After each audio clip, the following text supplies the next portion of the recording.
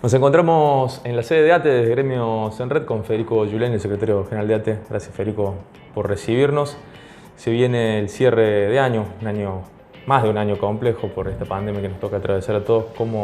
¿Qué puedes contar a nuestra audiencia? ¿Cómo la has vivido desde el sindicalismo? Bueno, agradecerles a ustedes la presencia, darles la bienvenida a nuestra oficina, nuestro lugar de trabajo, que yo siempre digo que es de paso, porque generalmente uno está en los sectores laborales recorriendo, en las asambleas, en los hospitales, los organismos nacionales, en la calle generalmente, pero cuando no hay presencialidad en la lucha, este es nuestro ámbito en donde planificamos y debatimos cómo mejorar nuestra organización.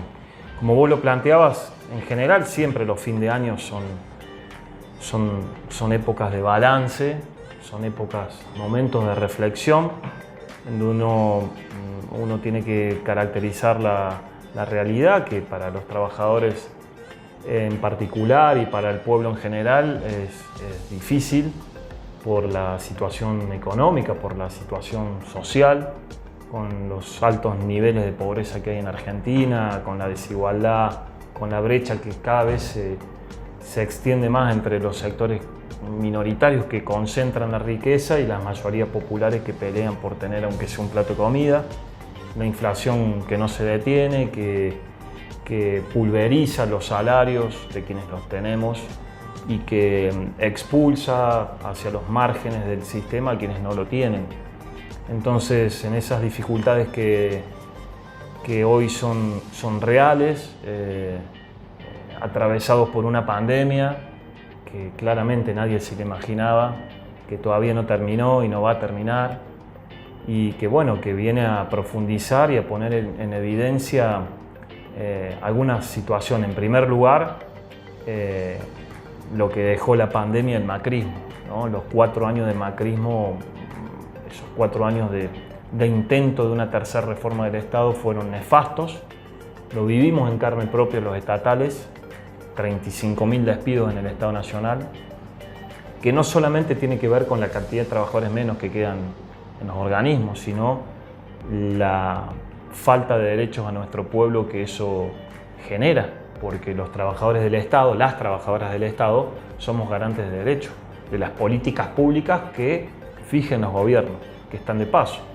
Entonces, a esa pandemia neoliberal hay que agregarle estos 2 años de pandemia sanitaria, en donde sí quedó demostrado que los trabajadores y las trabajadoras somos esenciales. Si no hubiera habido trabajadoras y trabajadoras prestando su tarea, yo desde una perspectiva del Estado te digo, en los hospitales, en el SENASA, custodiando, controlando lo que comía nuestro pueblo, los trabajadores que estaban en el aeropuerto con los vuelos sanitarios, los trabajadores que garantizaban que se cobren las pensiones en ANSES, en PAMI, los trabajadores en los municipios que nunca dejaron de trabajar. Si a eso le sumamos a los trabajadores en general, quiero decir que sin clase trabajadora esta pandemia hubiera sido mucho más difícil. Pero sí hay que recalcar la ausencia del Estado en general, la ausencia del Estado nacional, provincial y en los municipios. Sorprendente, llamativa, porque a pesar de haber terminado con los 4 años de pandemia neoliberal, hay algunas prácticas políticas que todavía siguen vigentes. Así que bueno, en este cierre de año, sí saber que si bien la situación es de crisis, no deja de ser también una oportunidad para que el movimiento obrero, en conjunto con los movimientos sociales, los movimientos feministas, la juventud que están en la calle, los movimientos ambientalistas, podamos armar una agenda en común. Hoy claramente la pelea va a quedar chica si solamente damos desde una mirada sindical la pelea por el salario, la pelea por los convenios colectivos, que claramente nos tienen al frente, incluso ante las propuestas que hay de la derecha más conservadora en la Argentina de una nueva reforma laboral que cercene derechos conquistados. Pero digo, esa pelea va a quedar chica si no hacemos una agenda integral que toque el tema del ambiente, que toque claramente el tema social, de crisis que se vive en las barriadas populares, y claramente que se toque la agenda de género, el tiempo de las mujeres, y nos parece que es importante que esta pelea no se dé con un sentido sectorial, sino que se dé con un carácter integral. Y que más allá de lo reivindicativo, que es fundamental que lo tengamos los gremios, podamos saltar a la construcción de un programa. Nosotros estamos en Córdoba, tierra que parió dos grandes programas de la clase obrera argentina, como la Huerta Grande y La Falda, en donde se hablaba no solamente de los problemas que tenemos como trabajadores, sino los problemas que tenemos como ciudadanos de una nación como la nuestra. Hay que volver a hablar de soberanía alimentaria, soberanía sobre nuestros recursos naturales y soberanía financiera. Nosotros no estamos de acuerdo con el pago a la deuda ilegítima, fraudulenta, ilegal al FMI.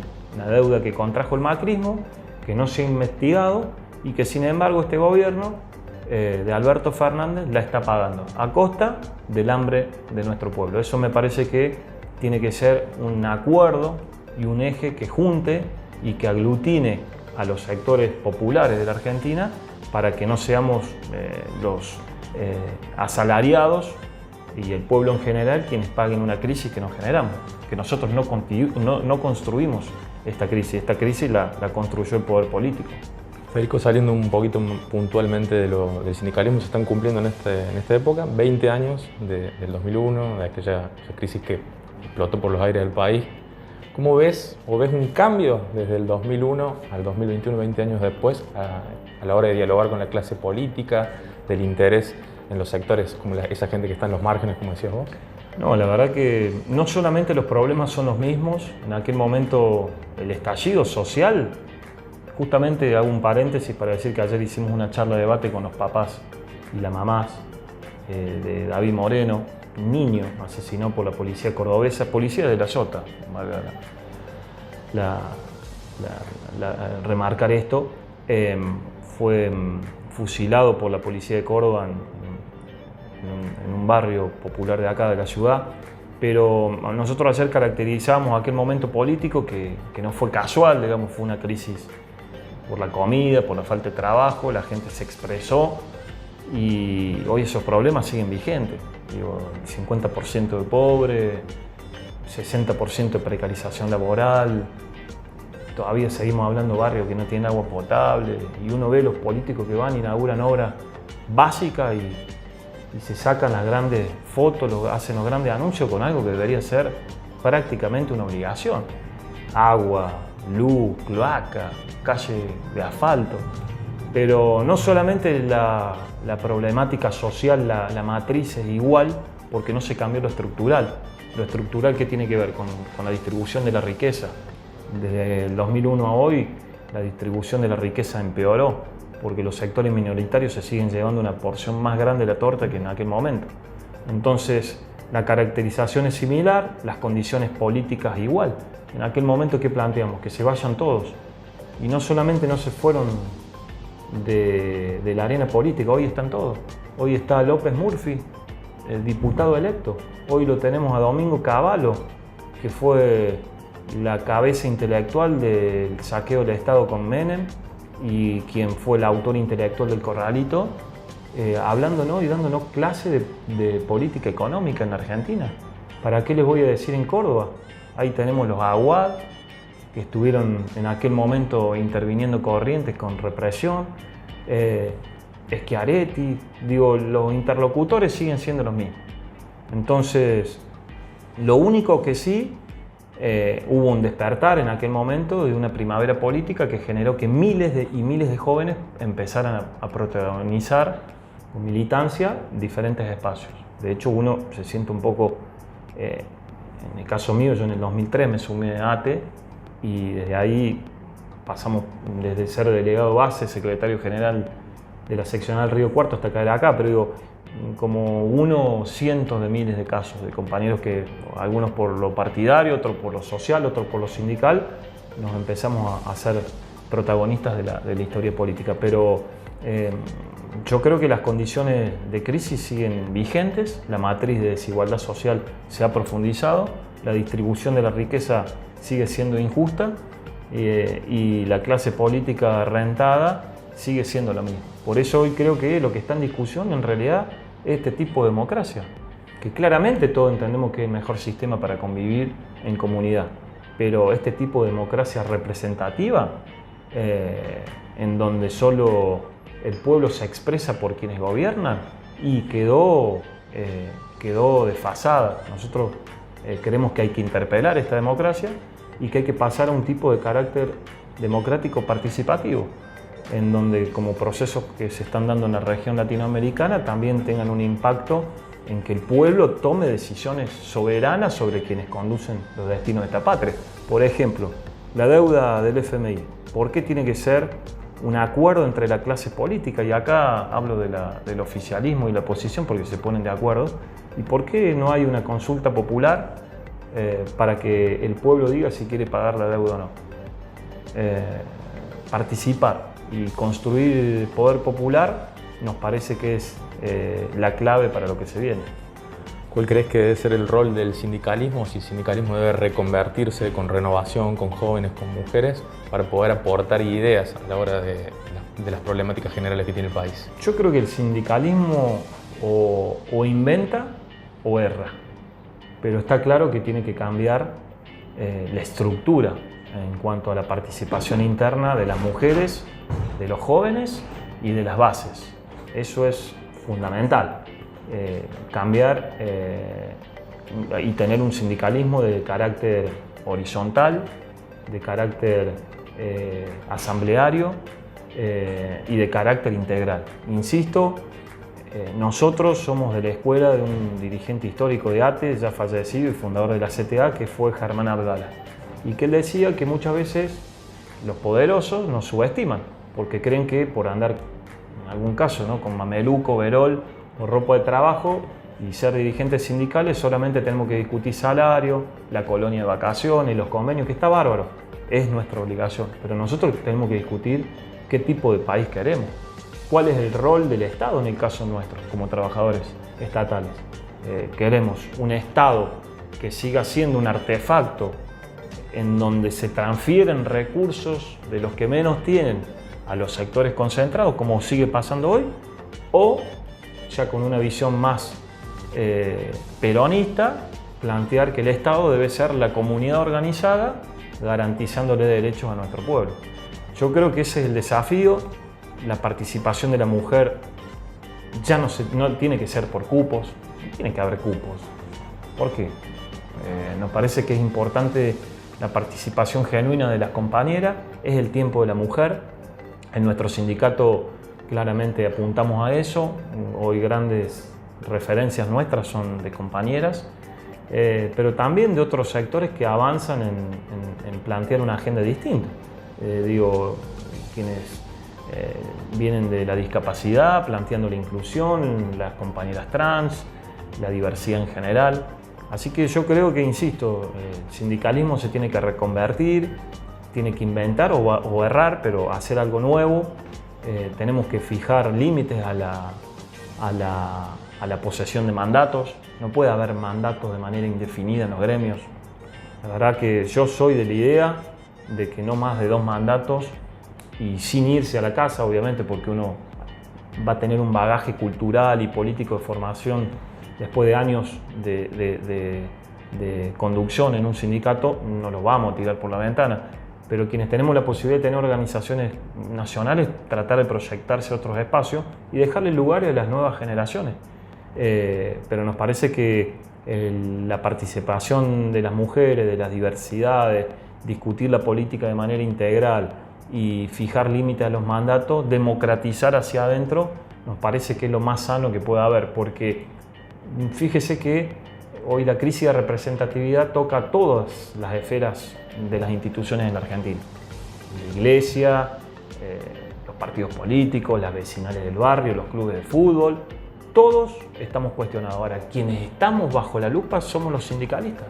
Lamentablemente, por algunos ejemplos, no todos, hay sindicalistas muy honestos que viven como hablan, pero hay otros casos en donde usted tiene dirigentes sindicales que no piensan o ejercen la práctica sindical como empresarios, son empresarios.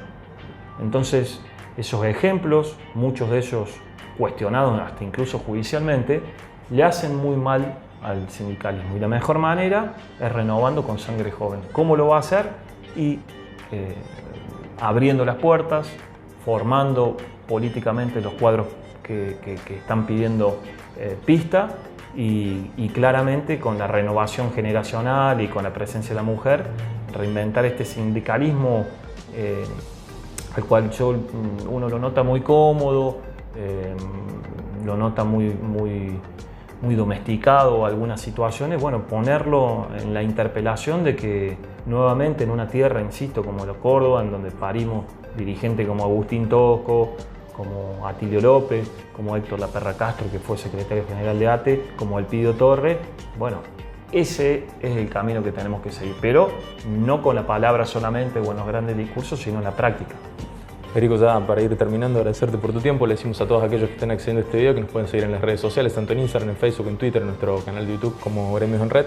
Para finalizar, un pantallazo general de cómo ves la situación regional, la idea de la patria grande, con lo que está sucediendo en Chile, con lo que sucede en Bolivia, con lo que puede llegar a suceder en Brasil, y bueno, cómo nos integramos nosotros como Argentina a esa región. Bueno, la verdad que entusiasmado. Si bien tuvimos una oleada de neoliberalismo desde el 2015 hasta hace pocos años, incluso como decíamos en la Argentina, no nos olvidemos de algunos fenómenos nefastos como el de Bolsonaro en Brasil, el golpe de Estado que hubo a Evo Morales en Bolivia. Asimismo, hoy los tiempos empiezan a cambiar. Lo de Chile del domingo, la verdad que nos pone en el desafío de que en Argentina hay que profundizar debates y acciones que garanticen no solamente un plato de comida a nuestro pueblo, el trabajo, la vivienda, la educación, la salud pública, pero que nos muestra que con el camino de la lucha y la movilización popular como fue en Chile es posible tener un gobierno que piense en un Estado soberano y que no dependa de los imperios. Si a uno le suma que rápidamente Bolivia logró a recuperar la democracia, que está Lucho Arce, lo que pasó en Perú con un sindicalista que viene de la docencia, un maestro rural que ganó la elección. No nos cabe la menor duda que ese gigante, que es la gran locomotora de Latinoamérica, que es Brasil, el año que viene lo va a tener a Lula nuevamente presidente. Los procesos de lucha que se están dando en Colombia. Lo que pasa con López Obrador en México. Claramente nosotros apoyamos lo que está realizando el compañero Ortega en Nicaragua y siempre con el faro de Cuba como la guía a que una patria socialista, sobre todo con justicia social, se puede construir. Nos ponen el desafío de tratar de ser mejores. Hasta acá, la verdad que han sido grandes anuncios, digo del gobierno nacional, pero realmente pocos hechos. Hechos para los que no tienen nada. Claramente gestos para los sectores de poder ha habido. El pago de la deuda es uno y que eso trae ajustes, porque el achicamiento del gasto público no solamente tiene que ver con los trabajadores del Estado, que seguramente nos veremos afectados por la medida que pide el FMI para pagar la deuda, sino el pueblo en general. Entonces, el achicamiento presupuestario en áreas sensibles nos preocupa, en educación, en salud, en desarrollo social. Por eso es importante la participación popular en este proceso. ¿En qué lugar? En la calle. El lugar natural que tenemos los movimientos populares en la calle. Cuando es reivindicativo por un conflicto, la calle. Pero cuando es para fijarle la agenda pública a quienes nos gobiernan, también en la calle. Y la forma es con autonomía. Los movimientos populares, y en este caso los sindicatos, tenemos que ser autónomos de los partidos políticos, de los gobiernos y de los patrones. Claramente la autonomía no es neutralidad. Nosotros entendemos que tenemos posiciones políticas, tenemos un programa, pero la única forma es defenderlo en la calle para no seguir teniendo gobiernos que sean más de lo mismo o que sean moderados o de centro derecha. Nosotros creemos que hay que construir esa patria que alguna vez hizo feliz a nuestro pueblo, como fue del 45 al 55, y que tuvo como eje central, como columna vertebral, a los trabajadores. Sin los trabajadores, ese proceso político de justicia social no se hubiera construido en Argentina. Con un cambio hoy. con los trabajadores a la cabeza pensando en un nuevo proyecto político. Muchas gracias, Federico. No, muchas gracias a ustedes.